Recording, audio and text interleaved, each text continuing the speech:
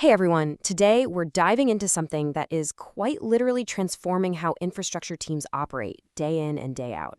Just imagine for a second, cutting through all that morning chaos, the multiple dashboards, the fragmented alerts, the endless, tedious manual correlation, and doing it all while keeping your security and governance absolutely locked down.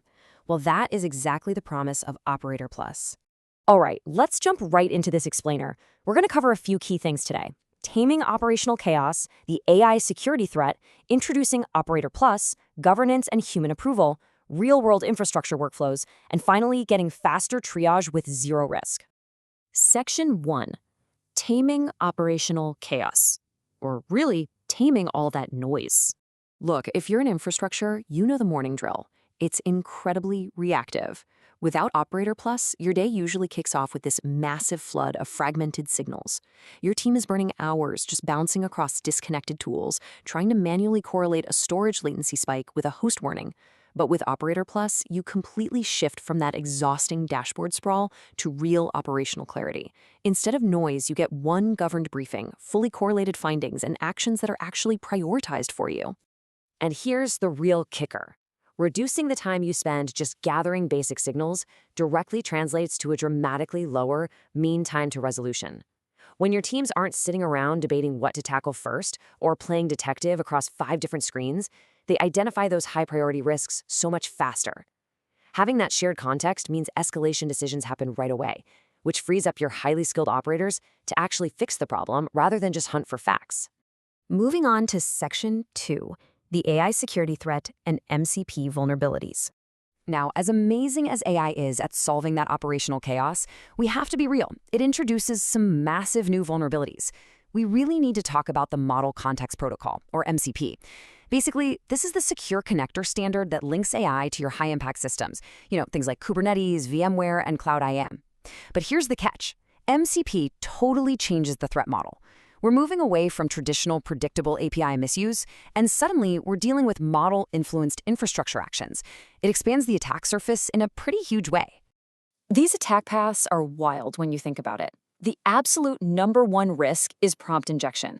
That's where an attacker basically poisons an alert or a log to trick the AI into executing a destructive action. And, if your MCP servers are overprivileged, like running with broad domain admin roles, just one bad decision can cascade into a full-blown environment compromise. Throw in remote code execution via command wrappers and multi-tool chaining, where safe tools become deadly when automated together, and yeah, you've got a very serious security challenge on your hands. So it begs the question, and CISOs ask this all the time: does locking down these AI pathways and enforcing stronger governance just kill the operational velocity we're trying so hard to achieve? Which brings us to Section 3, introducing Operator Plus and Trusted AI. The answer to that CISO question is a hard no, not if you design it right. And this is the exact core philosophy behind Operator Plus: AI-powered clarity, human-powered action. We're talking about trusted AI built specifically for infrastructure teams. There is literally no risky black box automation here. Operator Plus gives you smart, correlated recommendations, sure, but a human is always in the loop. Mandatory human approval is required before any controlled execution happens. And get this, it's enterprise-ready from day one. Operator Plus comes loaded with over 184 verified integrations across 23 different vendors. We're talking AWS, Azure, Nutanix, VMware, Palo Alto Networks, the whole shebang. So there's no massive rip-and-replace headache. It just securely hooks into your existing ecosystem using those validated MCP connectors. All right, Section 4, governance and human approval, keeping the human in the loop. So how do we actually enforce this control without slowing you down? The architecture breaks down into 4 really clean steps. First, you connect your tools using strict allow lists and scoped credentials. Second, you hook up your knowledge sources. Third, you get these incredibly smart, policy-aware AI insights that are actively checked against your guardrails. And fourth, and this is the best part, you act with total confidence because high-risk paths are always paused, waiting for operator sign-off, and everything is logged in a perfect audit trail. Now, you might be wondering, why isn't standard role-based access enough here? Because it's just too static for autonomous workflows. That's why attribute-based access control, or ABAC, is absolutely foundational. ABAC looks at the runtime context in real time. It checks who the actor is, how sensitive the asset is, what tier the environment is in, and the specific action type, all before anything is allowed to execute. It's situational, zero trust, on the fly.